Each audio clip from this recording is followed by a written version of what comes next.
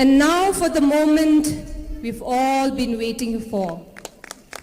We will now hear the speech of our senior Congress leader, also the member of the Lok Sabha, Shri Rahul Gandhi ji.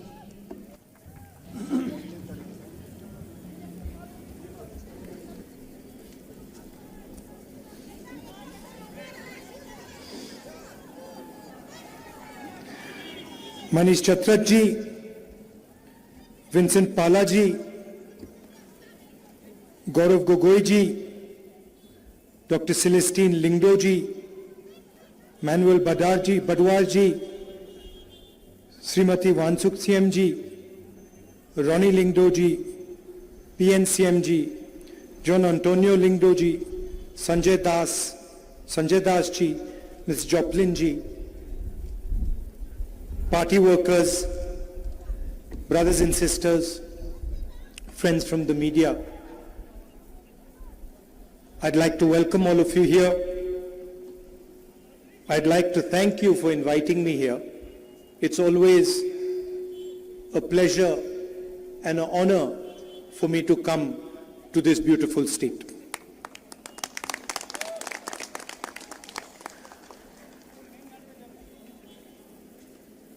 As you know, we recently did the Bharat Jodo Yatra. We walked from Kanyakumari in the deep south of India to Srinagar in the extreme north. A journey of almost 4,000 kilometers. It took us slightly more than 4 months. And the reason we were forced to do this was because the BJP and the RSS, who are running the government in India today, have captured every single institution of the Indian state.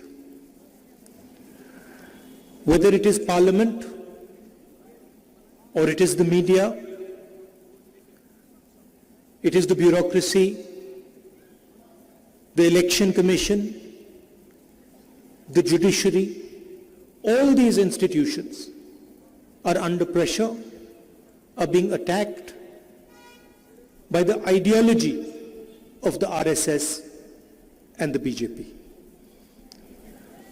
And basically, they refuse to accept that India has multiple ideas. That India is not one idea, not one community, not one language, not one religion. But India is many, many different ideas, many different religions, many different communities, many different languages, many different cultures. And that is what the Bharat Jodo Yatra was about. It was a journey of appreciating these different languages, different cultures, different religions. And it was not so much a journey of speaking. It was a journey of listening, of trying to understand and trying to appreciate the diversity of this country. There were members who walked with us from every single state, including Meghalaya, and every one of us appreciated this diversity. You could see as you move from state to state, that it was a completely different idea, completely different culture, completely different language. And that is really the beauty of our country. You have your own culture, your traditions, your religion, your history, your traditions. And the reason I'm here is because the ideology of the BJP and specifically the RSS, is trying to attack and destroy your culture, your tradition, your religion. And I'm here to tell you, that we are standing with you in this fight. We are not going to allow the ideology of the BJP to harm your language, your tradition, your religion, your culture, your history. Because for us, that would not be India. That would be violence, that would be anger, that would be hatred, and our country is not a hateful, violent and angry country. It would also be the act of a coward, because only a coward tries to impose his will on another person. Only a coward, it's like the BJP is like a class bully. Do you know what have you ever seen many of you must have experienced a class bully? You're in class, there's one fellow who thinks he's stronger than everybody, bullies everybody, doesn't really understand anything. You've seen that person? And then one fine day somebody in the class teaches him a good lesson and he stops bullying. That's what the BJP and the RSS are. They are bullies who think they know everything, understand everything, and have no respect for anybody else. And we have to fight them collectively. And the way to fight them is through non-violence, through affection, through love, and through respect of each other's traditions, cultures, languages, and religions. When I come here to Meghalaya,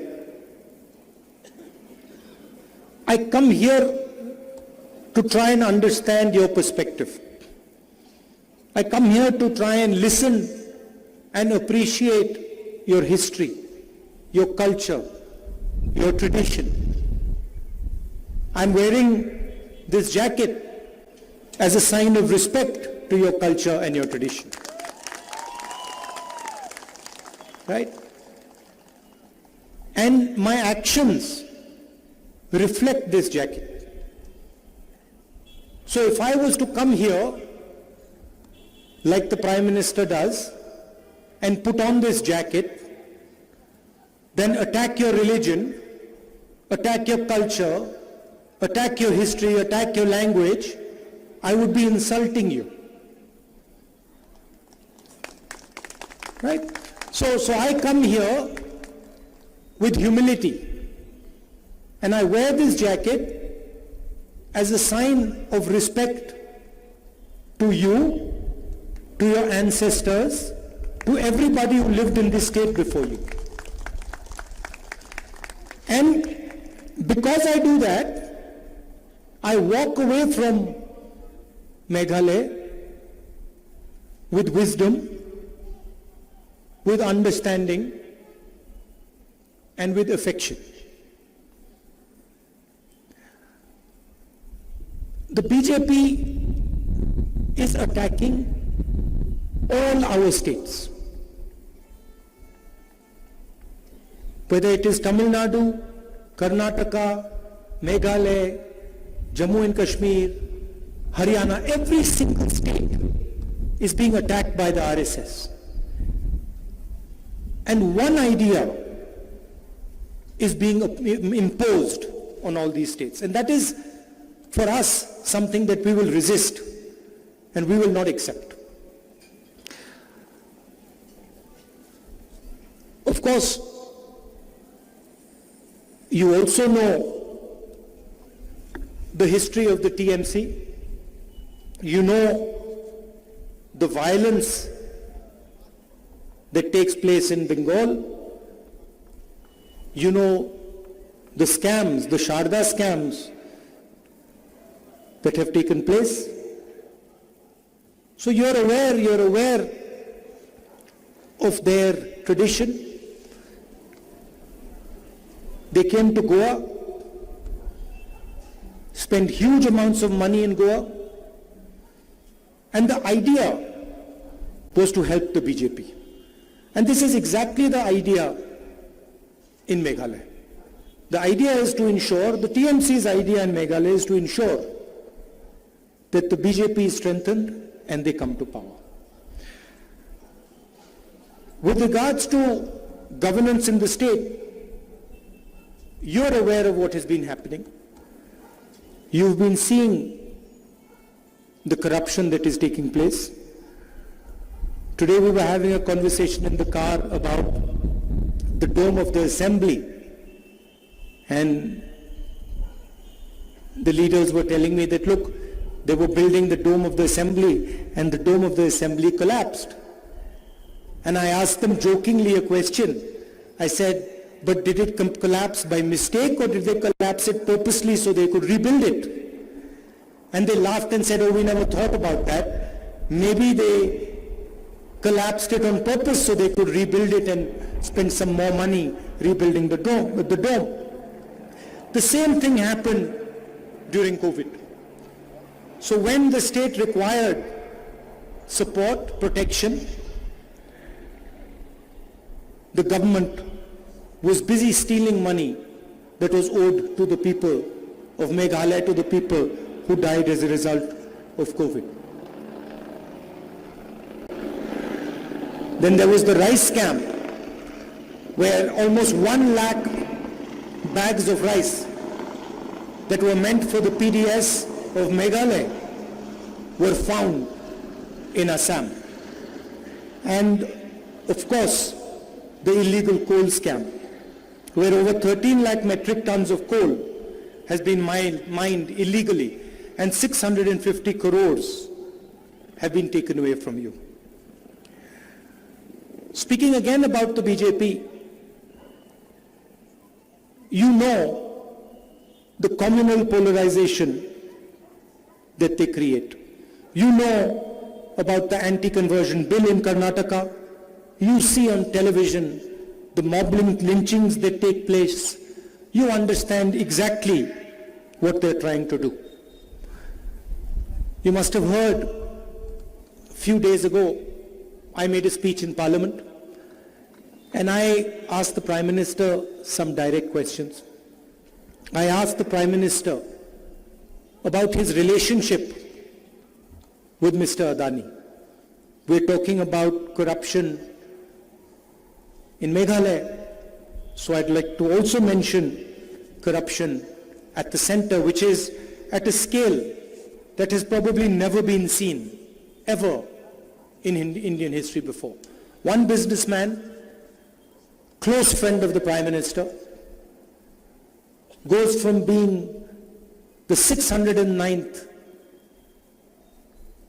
richest man in the world to the second richest man in the world. Matter of years. He owns the ports, the airports, he does construction, he dominates the defense industry, he dominates the apple trade in Himachal Pradesh. Every single business is open to him, he has access to it. Why? Because he is close to the Prime Minister. And I asked this question to the Prime Minister. I stated all the facts. I showed how, without having any experience in the airport business, Mr. Adani gets the most profitable airports in the country. He gets Bombay Airport, which is the most valuable airport in the country. And he gets it after the people running the Bombay Airport are pressurized with the CBI and with the ED. He controls the defense relationship with Israel. Whenever the Prime Minister goes abroad, Mr. Adani gets a gift. Prime Minister goes to Bangladesh, Mr. Adani gets a gift. Prime Minister goes to Australia, Mr. Adani gets a gift. Prime Minister goes to Sri Lanka, Mr. Adani gets a gift. In fact, in Sri Lanka, a gentleman who was involved clearly stated that the president of Sri Lanka, Mr. Rajapaksa, told him that the contract has to be given to Mr. Adani because Mr. Modi has told him to do so. So I asked these questions and I said, this is the proof. Airports, ports, coal, power, defense. Here is the proof. What is your relationship with Mr. Adani? And I also showed a picture when Mr. Adani and Mr. Modi are sitting in Mr. Adani's aircraft and Mr. Modi is relaxing as if it's his own home. And I asked the question, what is your relationship with this man? You should tell the people of this country what exactly is the relationship between Mr. Narendra Modi and Mr. Adani. Mr. Modi did not answer a single question. In fact, he asked me a question and he said, why is my name Gandhi and not Nehru? He avoided the entire discussion and he didn't answer a single question.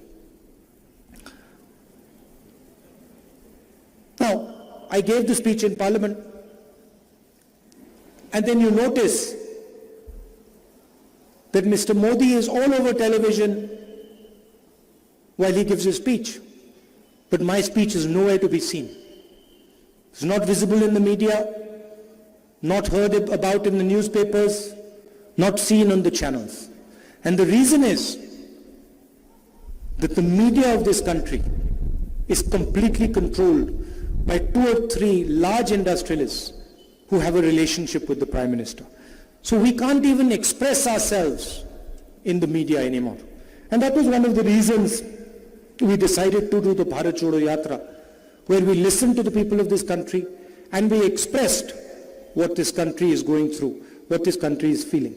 The biggest questions that arose, and there were 2 central questions.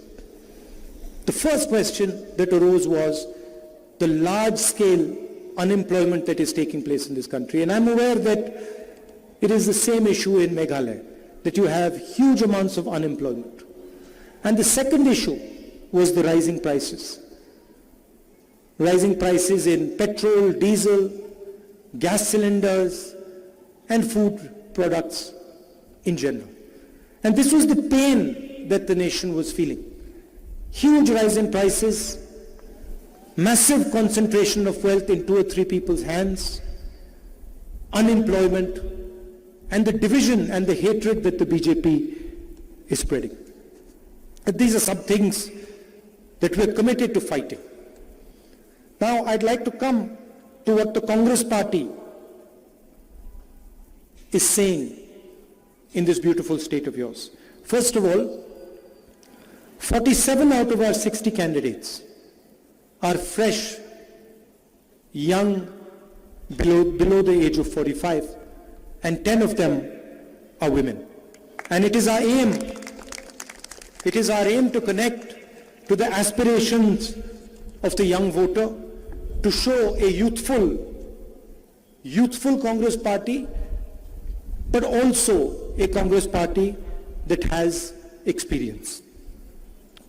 And we are talking about providing Meghalaya with an inclusive vision that will take all members of Meghalaya's society forward together. There are 5 major commitments that we're making, and I'd like to mention them to you. The first is focused on empowering women, and what we are proposing is for single mothers below the poverty line, we will give 3,000 rupees every month, 36,000 rupees annually.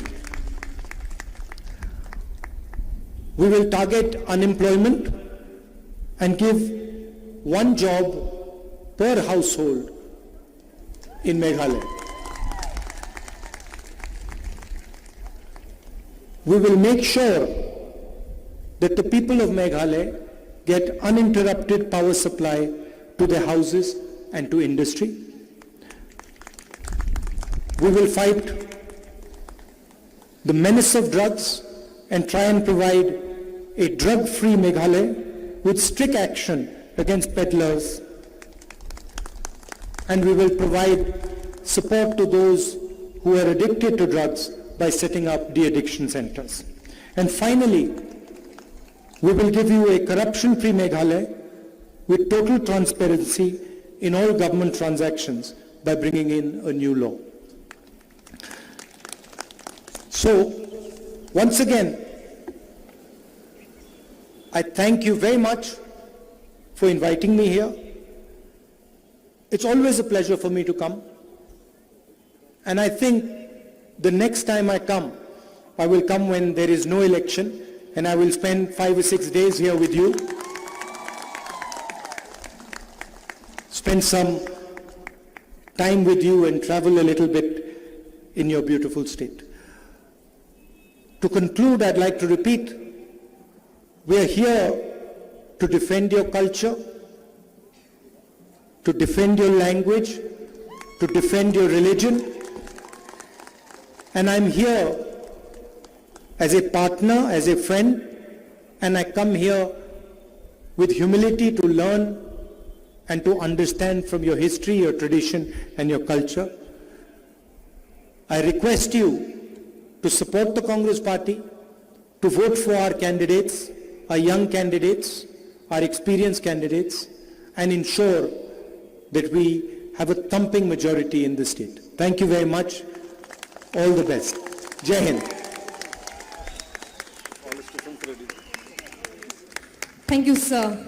We thank you for your encouragement that has helped open our eyes, our thoughts.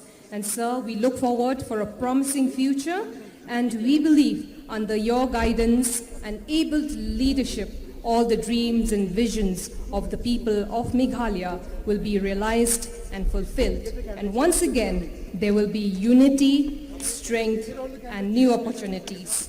And we will reap new benefits and initiatives that will bring about positive change. I would like to request our candidates to kindly come forward to introduce yourself to the senior Congress leader Rahul Gandhi. Requesting all the candidates to come forward to the podium to introduce yourself to the senior Congress leader. Come. Request everybody to kindly clap and wave those flags up high. Another young lady contesting elections. 5 each will come, and then you take the picture and you move. The next 5 will come. Yeah. No, you're supposed to come here. Come. Take a group picture. One. Ladies, come.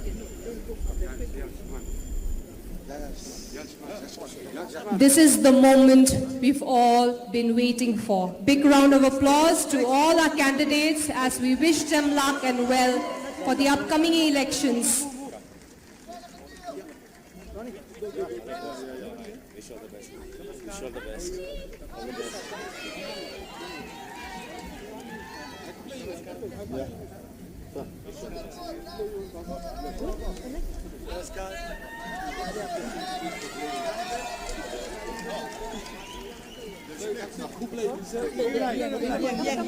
Stand here. Stand there, yeah. Are we done? Kublai.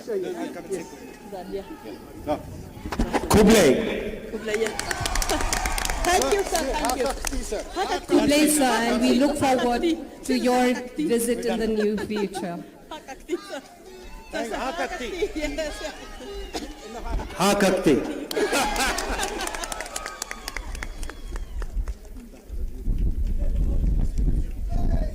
And now